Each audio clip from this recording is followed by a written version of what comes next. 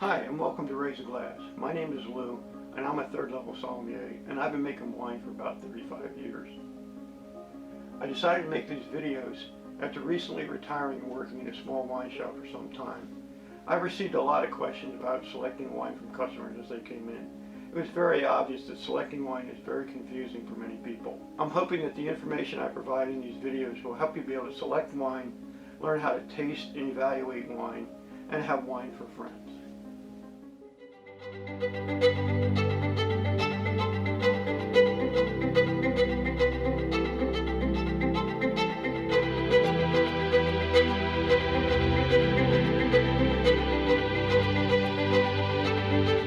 this video, I thought to help us understand and appreciate wine better, I thought it would be a good idea to answer the question, what is wine? In order to do that, we need to answer several other questions. Where did wine come from? How was it discovered? Why do we plant grapes? Why has the wine industry become so big and the wine beverage is now world renowned? How did that all happen? Well, we have to go back several thousand years to 7000 BC, and we're going to go to the modern country of Georgia, which is between Turkey and Russia on the Black Sea. But before we get there, since this is Raise a Glass, I think we should get some wine in our glass. I'm going to pour a particular wine that's going to have reference to what we're going to be talking about.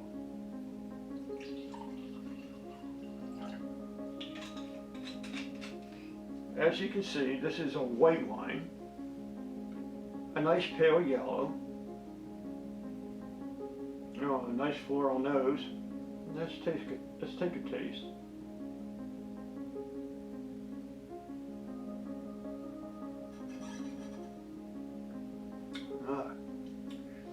That's got a sour tone to it. Nice acidity, probably a very high acid wine.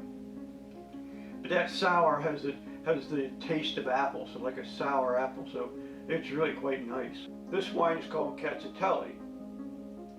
It originates in the modern country of Georgia. It is also a direct descendant of the wild grapes we're going to talk about. In Georgia, we have a small village, and some of the villagers and myself decide we need to go collect some food, so we're going to take a walk into the forest to see what we can find. We come upon a large tree with a large vine growing from it, and on that vine are clusters of berries, and a lot of those clusters on that vine. We've been walking for quite some time. It's warm today, and those berries look very inviting, but like everything new, you have to try it for the first time and you don't know what's going to happen, so there's somewhat of a risk. Well, we decided they look pretty good, so we're going to try them. We try them, pass them around, everybody enjoys them. The juice is great, the berries are fresh, and it really helps on a long walk. We decided that they were so good, we're going to collect a lot of those berries and take them back to the village to share them with everybody else. And we're taking a large enough quantity so we can also store some and keep them for later. We get back to the village and we share our berries with our other villagers, and they also enjoy them. They enjoy not only the fruit but the juice. Well, what we just discovered were grapes. So going forward, we'll call these berries grapes. We decided after enjoying the grapes, we'll store the rest, and we put them in clay pots and put them away. 3 to 5 days later, we're working outside again, and it's another very warm day, and someone says, we're getting pretty hot, why don't we try some of those grapes again? They were nice and refreshing when it was warm. So we go over to the clay pots, and lo and behold, the grapes have pretty much fallen apart. All that's left is the skins and some juice. But we really liked that juice. It was really refreshing the first time we tried it, so we're gonna, let's have some of the juice. We try the juice, and this time, though the juice is very good, it really tastes different. It's not the same as it was before. Well, what's happened to that juice? Well, what's happened is a process known as fermentation.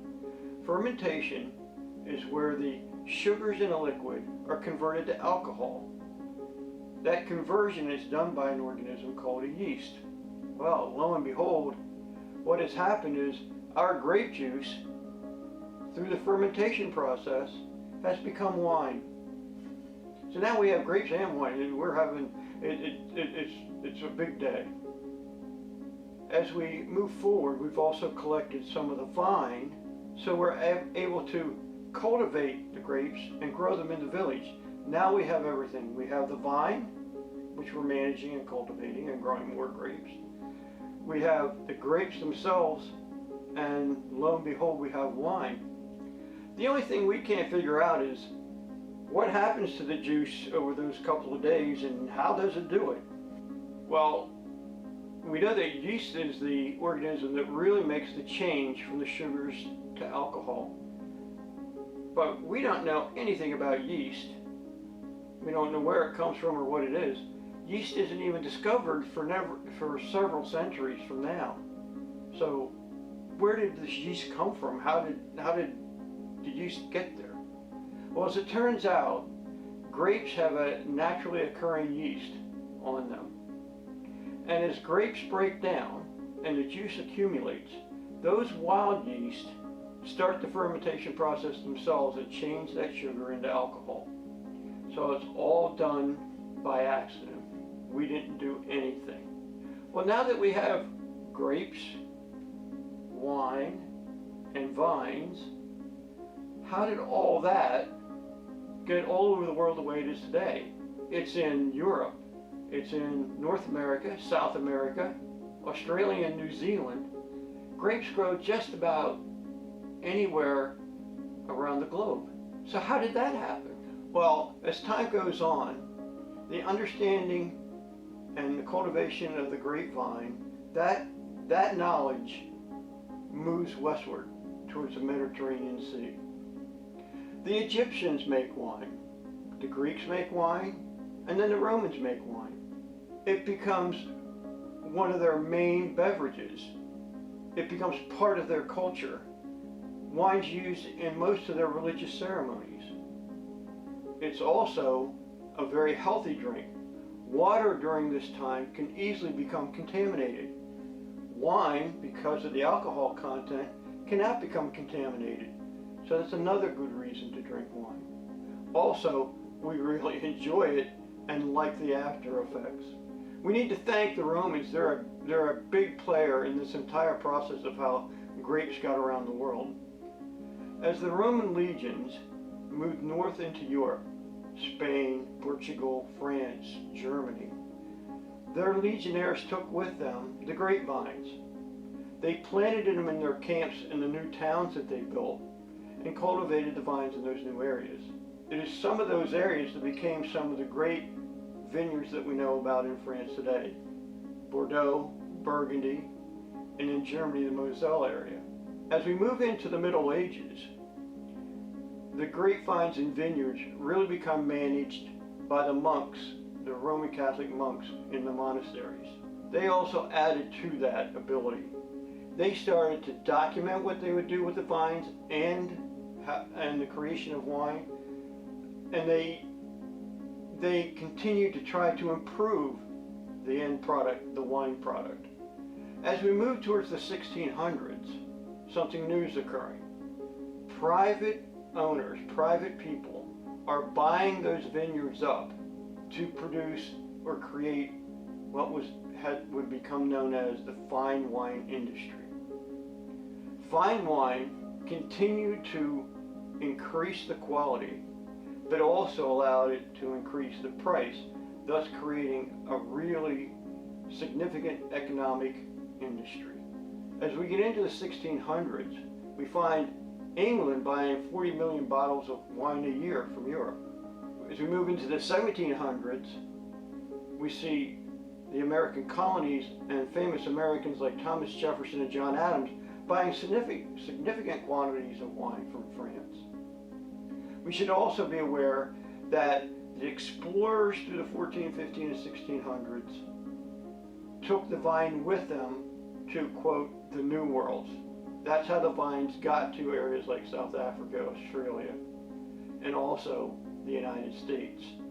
So as we move into the 1800s in the United States, the first commercial wineries are being established. The first commercial winery in the United States is in a place you probably wouldn't pick, and I wouldn't have expected it either. It turns out it's in Ohio. The grape focused on for that vineyard was the Catawba grape. Catawba is a North American grape. It's not the same species as the European grapes. I happen to have a bottle of Catawba with me. As you can see, it's made like a rosé quite frequently. It's a very nice wine. It's a very light wine, very refreshing wine. If you chill this wine, it's really good with such fare as salads, but it's really good as a hot summer afternoon drink.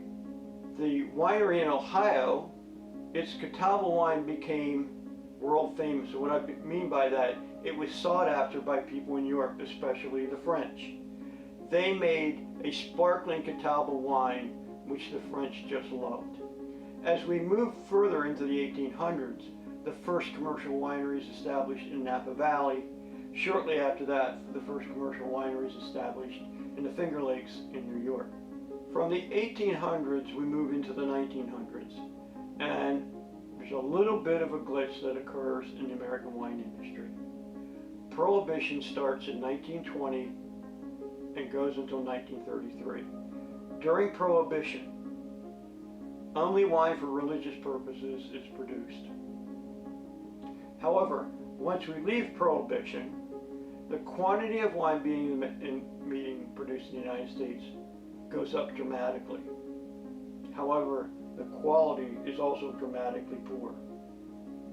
As an example, 81% of wine being produced in California at the time, right after Prohibition, is sweet wine. I'm not saying sweet wine's not good, but when you think of California, you don't think California wine producers creating enormous amounts of sweet wine. We think of Cabernet Sauvignon, Merlot, Zinfandel, and Syrah, the big red wines, the dry wines that we purchase from California today.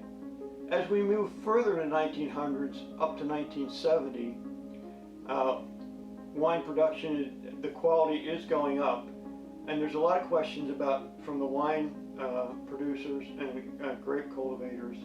How do we continue to make sure that our wine quality continues to rise? And the idea of a governing body that sets up rules came to be. In 1970, the AVA was established. The AVA stands for American Viticultural Area.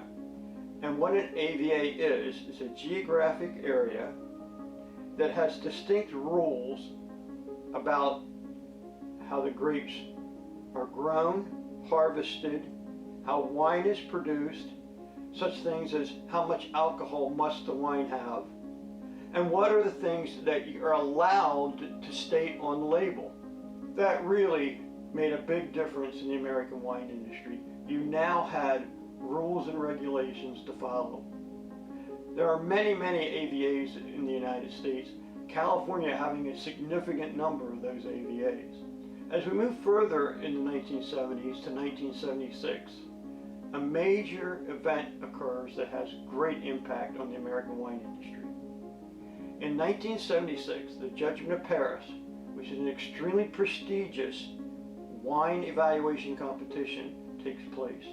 The winners of both the red wine and white wine categories in that 1976 Judgment of Paris is a California wine. The French are devastated. How could this happen? The Americans are elated. It's a coup for the American wine industry. It puts American wine at a whole new quality level. It makes American wine sought after by people all over the world. It now competes with the great French wines.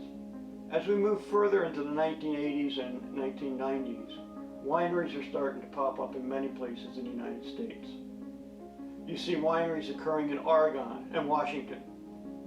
We see champagne being produced in New Mexico. We have wine being produced in Texas, North Carolina, Virginia, Pennsylvania, New York. And yes, the Midwest comes back too. We have wineries occurring in Ohio and Minnesota as an example.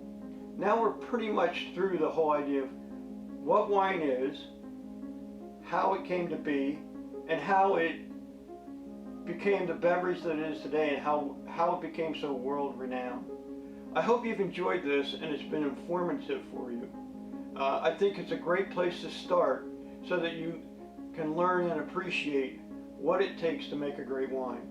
In our next episodes, we'll be first taking on how do you taste wine, and then from there picking up on the types and styles of wine.